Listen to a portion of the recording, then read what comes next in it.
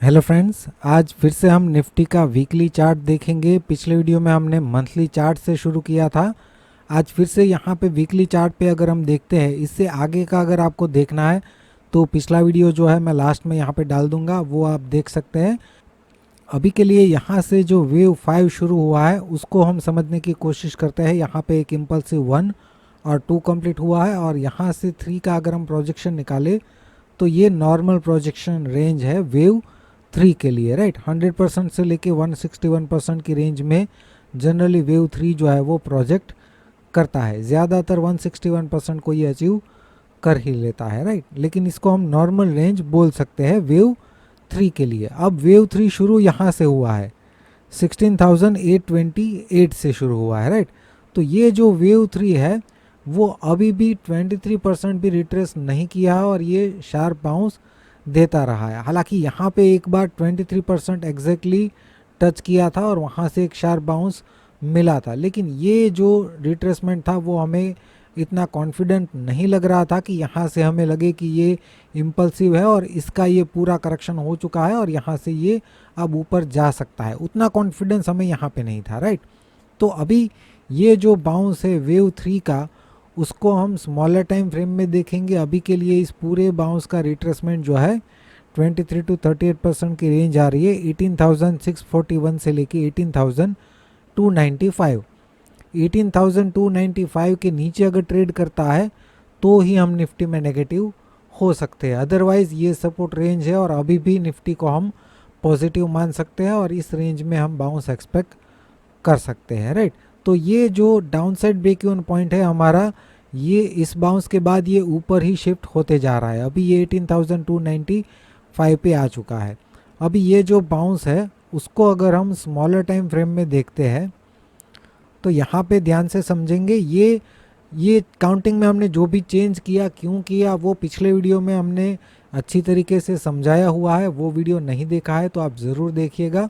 अभी के लिए यहाँ से हमें लग रहा है कि ये 1 2 3 4 और 5 के बाद ये 23% जो मैंने बात की थी कि ये सिर्फ और सिर्फ इस पूरे बाउंस का 23% रिट्रेस किया है और ये डिक्लाइन हमें उतना करेक्टिव लग भी नहीं रहा था, राइट। इसलिए हमें यहाँ पे बाइंग का कॉन्फिडेंस नहीं आया और हम वही मान रहे थे कि एक बार रिट्रेसमेंट आना चाहिए 23 to 38% की रेंज में, लेकिन वो आया नहीं, राइट।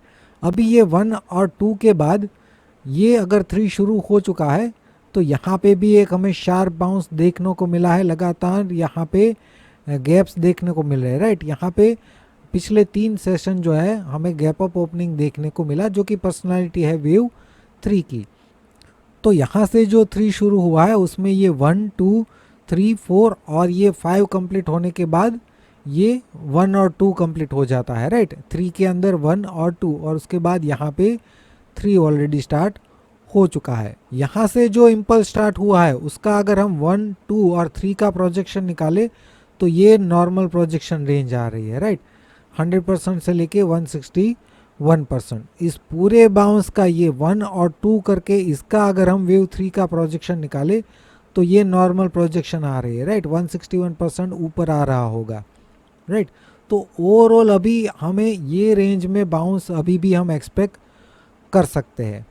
अभी पिछले वीडियो में हमने डिस्कस ये किया था कि अगर ये 1 2 3 4 और अभी भी ये 5th है तो क्या होना चाहिए। हमने डिस्कस किया था कि ये जो लास्ट बाउंस है, अगर ये 1 2 3 4 और 5th का बाउंस है तो ये बाउंस का रिट्रेसमेंट हमने निकाला था 23 to 38%।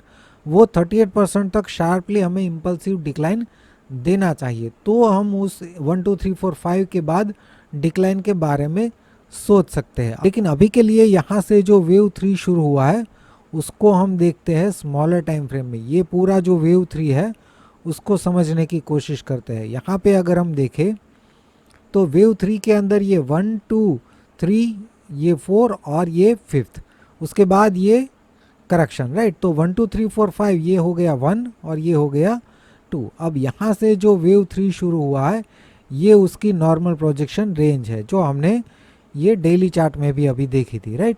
अभी इस पूरे बाउंस का रिट्रेसमेंट पिछले वीडियो में हमने यहाँ से निकाला था क्योंकि यहाँ पे ये हाई बनाया था। अभी वो हाई शिफ्ट होके यहाँ पे आ गया है। हमने पिछले वीडियो में क्या डिस्कस किया था कि अगर नया हाई बनता है तो ये रिट्रेसमेंट शिफ्ट हो जाएगी और उस रिट्रेसमेंट के अंदर या तो 1 2 3 4 5 शार्पली यहाँ तक आना चाहिए या फिर करेक्टिव डिक्लाइन आना चाहिए ABC करके। तो उसके हिसाब से हम प्लान कर सकते हैं कि यहाँ से हमें बाय करना है या फिर करेक्टिव बाउंस में शॉर्ट करना है, राइट। लेकिन वो सिनारियो ही नहीं बना, यहाँ से ये पूरा दिन बाउंस ही करता रहा, रिट्रेसमेंट तो दिया ही नहीं। मतलब कि जो हमारा ट्रेडिंग सेटअप था कि अगर इम्पल्सिव आता है तो करेक्शन पे शॉर्ट करेंगे और करेक्टिव आता है तो यहाँ पे बाय करेंगे, दोनों में से एक भी हमारा एक्टिवेट नहीं हुआ। अभी भी हम कुछ नहीं कर सकते, ये जो बाउंस है वेव 3 का बाउंस है, यहाँ पे हम बाय भी नहीं कर सकते क्योंकि अगर हम बाय करते हैं और उसके बाद रिट्रेसमेंट आता है तो फिर वहाँ पे हमें लॉस देखना पड़ सकता है। और अगर यहाँ पे हम शॉर्ट करते हैं रिट्रेसमेंट के लिए और वेव 3 की पर्सनालिटी के हिसाब से, जैसा हमने आगे भी देखा, ये रिट्रेस किए बिना ही स्ट्रेट अवे बाउंस करता है तो भी हमें लॉस हो सकता है। मतलब कि हमें अभी क्या करना होगा, स्ट्रेटेजी यही होनी चाहिए कि इस बाउंस का जब तक हमें रिट्रेसमेंट ना मिले या इम्पल्सिव या करेक्टिव, तब तक हमारा ट्रेड प्लान नहीं बन सकता। अगर यहाँ से एक नया हाई एक बनता है तो ये रिट्रेसमेंट और थोड़ी ऊपर शिफ्ट हो जाएगी, लेकिन जब तक इस रिट्रेसमेंट रेंज में नहीं आता है तब तक हमें कुछ नहीं करना है, राइट।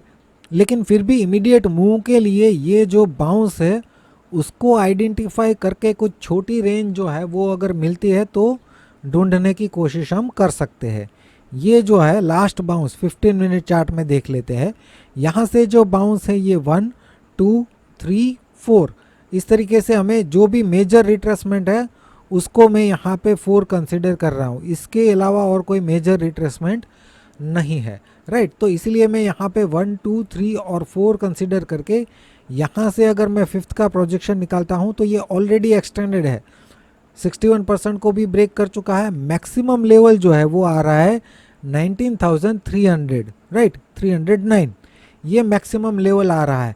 इससे पहले तो ये एक रिट्रेसमेंट देना चाहिए, राइट। और ये रेंज भी अभी भी बड़ी है क्योंकि यहाँ से अभी भी ये 100 पॉइंट की रेंज है।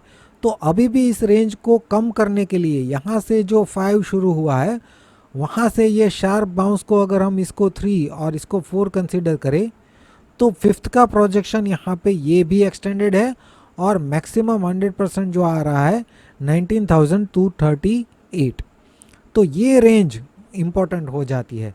इस रेंज में से ये 19,200 या मतलब कि प्रेजेंट लेवल से या फिर इस रेंज में से हम एक रिट्रेसमेंट इस पूरे बाउंस का 23 to 38% एक्सपेक्ट कर सकते हैं।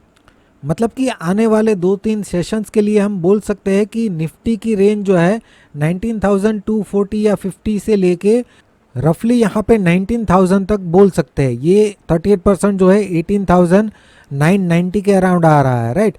तो इसको 19,000 मान के चल सकते हैं। ये 250 पॉइंट्स की रेंज आने वाले 2-3 सेशंस में निफ्टी के लिए हम मान के चल सकते हैं। इस रेंज में किस तरीके से बिहेव करता है उससे पता चलेगा कि ये किस तरफ जाएगा, राइट। जैसा कि मैंने बोला, अगर यहाँ से एक हमें करेक्टिव डिक्लाइन मिलता है तो फिर यहाँ से हम फिर से बाय कर सकते हैं, लेकिन अगर इम्पल्सिव डिक्लाइन आता है तो फिर से हमें एक करेक्टिव बाउंस का वेट करना होगा, उसके बाद शॉर्ट का प्लान कर सकते हैं।